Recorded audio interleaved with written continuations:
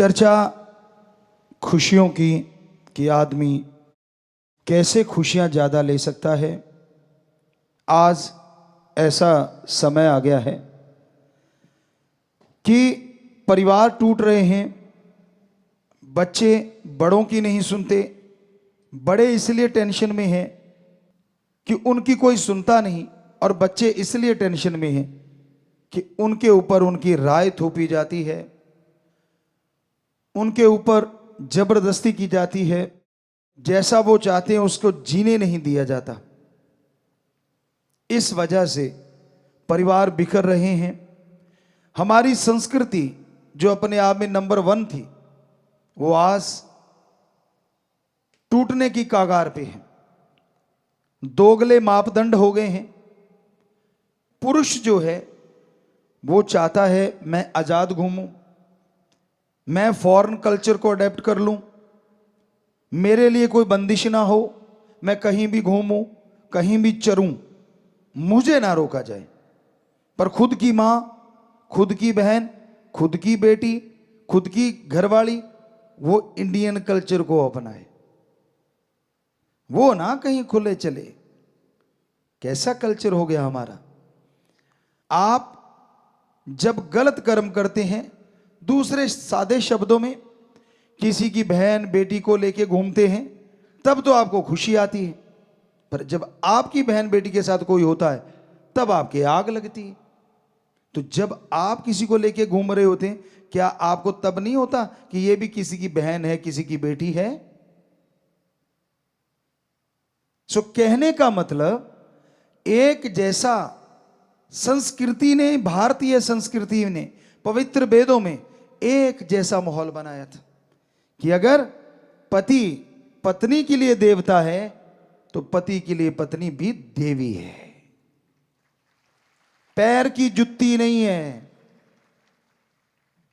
जो लोग ऐसा समझते हैं, चाहे वो पति हो या पत्नी, क्योंकि आज ऐसा दौर चल रहा है, कमाने वाला, या यूं कह लीजिए विचारों की वजह से कई बार पति हावी रहता है कहीं पे तो कहीं पत्नी। ऐसा नहीं होना चाहिए, बराबर का दर्जा होना चाहिए।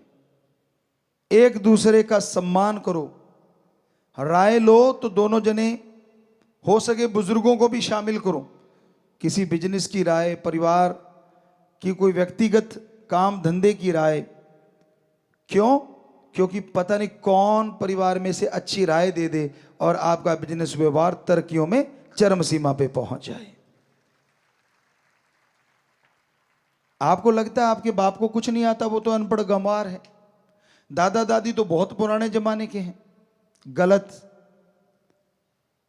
एक शिक्षा होती है जो उम्र के साथ मिलती है, तजुर्बा।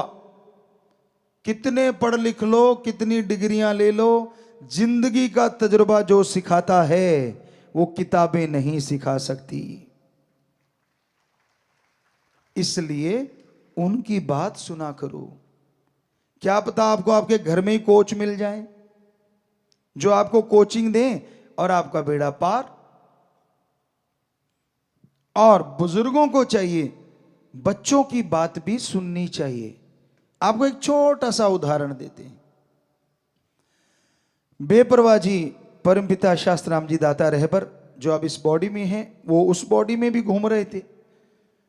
बेरियों की तरफ हम जा रहे थे और रास्ते में एक छोटा सा बच्चा मिला। कहने लगा पिताजी पिताजी बात करनी है।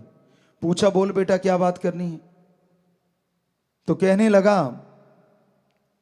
सफेद कपड़े या कोई भी कपड़ा आप डालते हैं ना, जब उल्टा करके डाला करो। तो हमने पूछा क्यों भाई, किस लिए बेटा? कहने लगा जी एक तो दाग धब्बा, अगर हल्का फुल्का मिट्टी आएगी तो अंदर आएगी और झड़का के पहनेंगे उड़ जाएगी, हल्का फुल्का धब्बा लगा भी तो अंदर की साइड लग गया। दूसरा, परमपिता जी कहते यानी कि वो हम बताते हैं, कहते क्या कि मक्खी मच्छर आएगा तो अंदर की साइड में रहेगा और जब उसको सीधा करेंगे तो वो निकल जाएगा, और उसको पहनेंगे तो नेचुरली सही रहेगा। तो बेपरवाह जी हंस के कहने लगे भाई छोटा बच्चा भी राय देना तो उसकी राय ले लेनी चाहिए अगर वो अच्छी हो। तो जो आपके नन्हे नन्हे फूल हैं, छोटे छोटे जो खुशबू बिखेर रहे हैं, कलियां हैं, ये छोटे छोटे बच्चे भी दिमाग रखते हैं, इनके भी दिमाग है, यहां भूसा नहीं भरा हुआ। अगर इनकी बात भी आप सुन लो तो क्या पता ये आपसे बढ़िया कोई सजेशन दे दें जिससे पूरे घर का फायदा हो जाए। क्या पता ये कोई ऐसे बढ़िया आइडियाज दे दें जिससे घर परिवार में प्यार बढ़ जाए। कम मत आंको किसी को भी। बहस का मतलब झगड़ा नहीं होता, क्योंकि हमने बहुत देखा है लोग जब बहस करने बैठते हैं, बहस का मतलब दूसरे शब्दों में अगर सही बोले तो चर्चा होना चाहिए। चर्चा करना, किसी टॉपिक पे चर्चा करो, तो वो चर्चा करना ज्यादा सटीक शब्द है। बहस तो झगड़ने को भी आजकल नमूना बन गया है, झगड़े को ही बहस कह देते कि शुरुआत बहस और फिर झगड़ा। चर्चा करो स्वस्थ तरीके से कि भाई तू अपने विचार बता, उसको काटो ना, उसकी पूरी बात सुनो, दूसरे को बोल तू बता, तीसरे को बोल तू बता। अब सबकी सुने जो घर का मुखिया है, और फिर कहे कि बेटा हो सके तो लिखो पॉइंट, जो मेन पॉइंट होते हैं उनको लिख लो जो परिवार वाले चर्चा कर रहे हैं।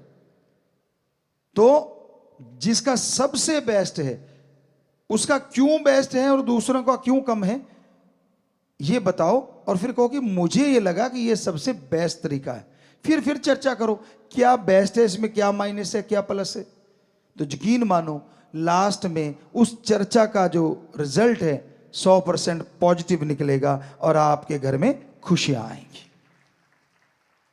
पर आप बात करने से पहले ही काट देते हो, तुझे बड़ा आता है, तू बड़ा कल का छोकरा और मुझे समझाएगा, तू होता कौन है। आपकी ईगो हार्ट हो गई क्योंकि बच्चे ने आपसे बढ़िया तरीका बता दिया। ये गलत है, बल्कि खून तो आपका है, बल्कि मान करो, सत्कार करो, खुश हो जाओ कि देखो मेरे खून में कितना ज्यादा अकल है, कितनी ज्यादा दिमाग है। पॉजिटिव लो उस चीज को, नेगेटिव ना लो। और बच्चों को भी जैसे हमने बताया अपने मां बाप का सत्कार करना चाहिए, इज्जत करनी चाहिए।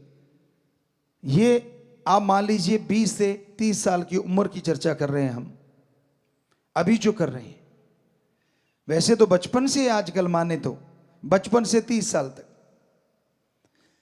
बुजुर्ग कोई बात नहीं समझ पा रहे, आपके मां बाप, दादा दादी, नाना नानी, मतलब बुजुर्ग आपसे बड़े, तो आप बजाय उनको नीचा दिखाने के बच्चों प्यार से, सत्कार से, इज्जत से बात करो। पहले उनकी पूरी सुन लो, फिर उनका सत्कार करो कि भाई पापा जी आपने बहुत बढ़िया बात बताई, पर अगर आप आज्ञा दें तो क्या मैं भी कुछ बता सकता हूं, मेरे भी माइंड में कुछ आइडिया आ रहा है।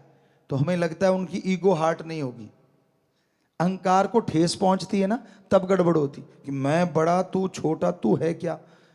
तो जब आप कहोगे कि जी मैं, अगर आप आज्ञा दें तो मैं आप एक रिक्वेस्ट है, मैं भी अपनी बात रखना चाहता हूं, यकीन मानो उसको लगेगा हाँ मेरी ईगो हार्ट नहीं, क्योंकि पहले ही सत्कार कर दिया, उसको बड़ा बना दिया, तो फिर वो आपकी बात भी सुनेगा और अच्छी लगेगी तो मानेगा भी। तो ये तरीके होते हैं घर परिवार को बांध के रखने की। संयुक्त परिवार होते थे तो उसमें कितनी खुशियां होती थी। तो कहने का मतलब संयुक्त परिवार जो होता है ना, बड़े फायदे होते हैं। मान लो 2 भाई हैं, इकट्ठे रह रहे हैं, आगे 2 बच्चे हैं, तो उनमें से एक भाई नौकरी करता है, दूसरा भाई अगर मान लो खेती बाड़ी या कोई थोड़ा बिजनेस करता है, तो कहते हैं ना 1 और 1 11 हो जाते हैं और एक ही रह जाता है। और दूसरी बात, खास करके सत्संगियों को, हम अपने उन बच्चों को जो राम नाम से जुड़े हैं जरूर हाथ जोड़ के कहना चाहेंगे कि अगर आप 2-3 भाई हो, इकट्ठे रह रहे हो, तो 2 लोग अगर घर का काम कर रहे हैं और एक सेवा के लिए फ्री हो सकता है, तन मन धन से परहित परमार्थ कर सकता है। बदल बदल के करते रहे ना, एक बार एक आ गया, दूसरी बार दूसरा आ गया, तीसरी बार तीसरा आ गया। और आज के युग में, आज के समय में परहित परमार्थ अपने को छोड़ के सारी सृष्टि का भला करना, अपना तो करना ही होता है, वो तो एक आत्मिक मालिक ने शक्ति दी है कि आप आत्मिक रक्षा करें, आत्मरक्षा वो तो करना ही है। लेकिन फिर अपने को छोड़ के परहित परमार्थ करने वाला कोई कोई है। अगर सारी जनसंख्या देखें तो वीडियो बनाने वाले मिल जाएंगे, एक्सीडेंट हुआ पड़ा है, खून निकल रहा है, कोई किसी को मार रहा। अभी पीछे एक हमने देखा, शरेआम दिल्ली में एक राक्षस प्रवृत्ति का बच्चा एक बिटिया पे चाकू बरसा रहा था। वो बड़ा हाईलाइट हुआ था, हमने टीवी पे देखा।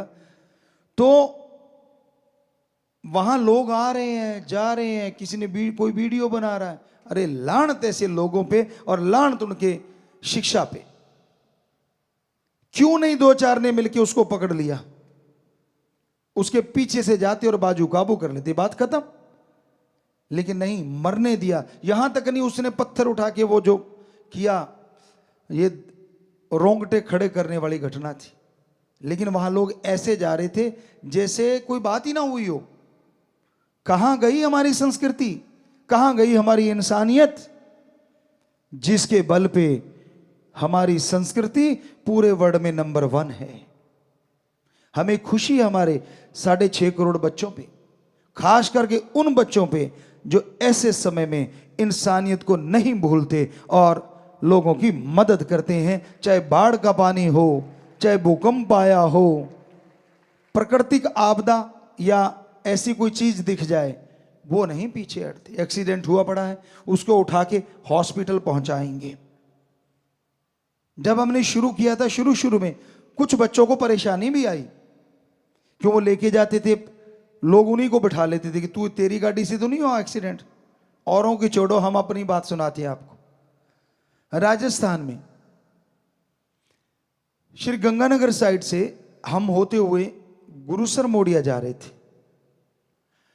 तो जैसे ही सुखाड़िया सर्कल है, वहां से निकले, बुद्रवाली से आए थे, गंगानगर में किसी घर गए थे, तो वहां से निकले, हमारे आंखों से थोड़ा सा दूर बस ने बैक मारा और एक बाइक पे बच्चे थे, तो वो तड़ाक से नीचे गिरे।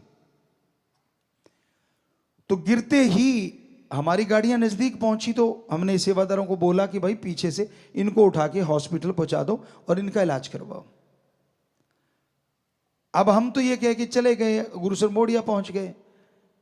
अगले दिन पुलिस आती है, पता नहीं उसी दिन शाम को, सारी गाड़ियां चेक कर ली, एक एक गाड़ी चेक करके फिर कहते गुरुजी वाली भी चेक करनी। हमने कहा करवाओ।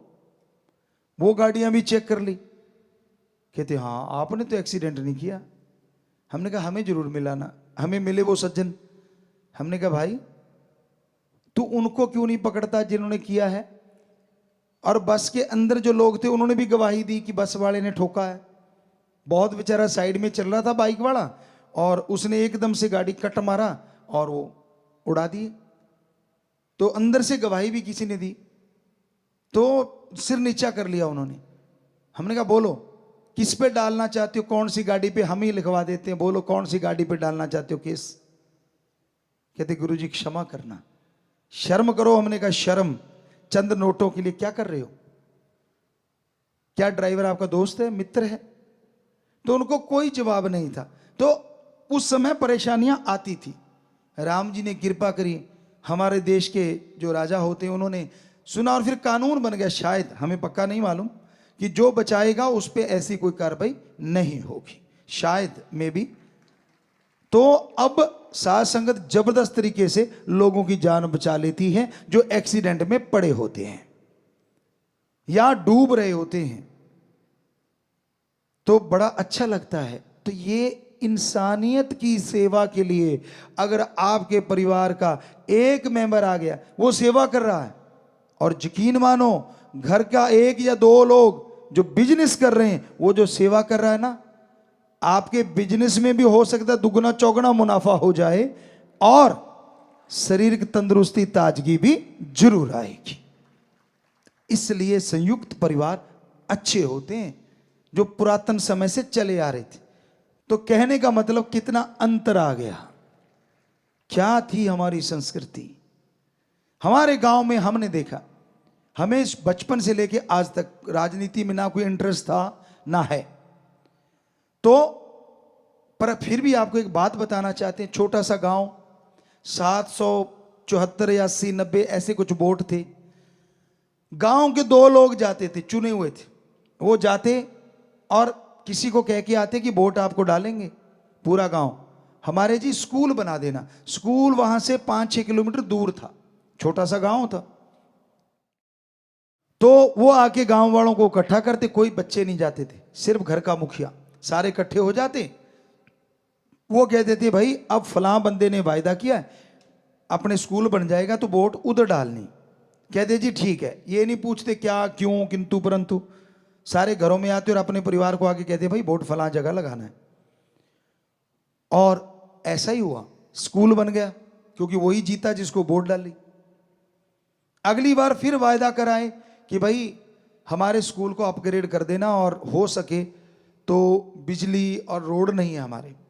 फिर वही जीता, क्योंकि तब वो पेटियां पुटियां खुला करती थी। हमें मालूम नहीं तब क्या चक्कर था, कोई इंटरेस्ट नहीं था हमारा, सच कह रहे हैं आपको, झूठ नहीं बोल रहे। तो कहते थे तब कोई पेटियां पुटियां खुलती थी वोट गिनते टाइम, तो वोट गिनते रहे गिनते रहे गिनते रहे। और जब पेटी खुली, वो हार रहा था जो एमएलए था, वो जब गुरुसर मोडिया की पेटी थी वो खुली, पेटी खुलते ही वो जो बंदा 400 से हार रहा था वो 300 कुछ वोटों से जीत गया। यहां तक हमें बताया, हमें नहीं मालूम कितनों से जीता था वो। तो पेटी खुलने की वजह से वो क्योंकि गिनती करवा रहा था, उसको पता चल गया कि हां मुझे इन्होंने ही जिताया है। तो फिर 10वीं का स्कूल भी बना, रोड भी बनी और बिजली भी आई। तो हमारा यहां ये नहीं कि क्या हुआ, कहने का मतलब इतनी एकता होती थी, पूरे गांव की परिवार संयुक्त रहते थे, अलग हो जाते थे लेकिन फिर भी भाईचारा यूं रहता था। क्योंकि तब जो हमने देखा, बुरा ना मानना, माता बहनों की थोड़ी खड़क जाती थी, भाई भाई तो कई बार एक रह लेते थे, पर उनकी थोड़ी सी रोटी के पीछे, दाल के पीछे, चावल के पीछे, सासू के पीछे, ससुर के पीछे गड़बड़ हो जाती थी।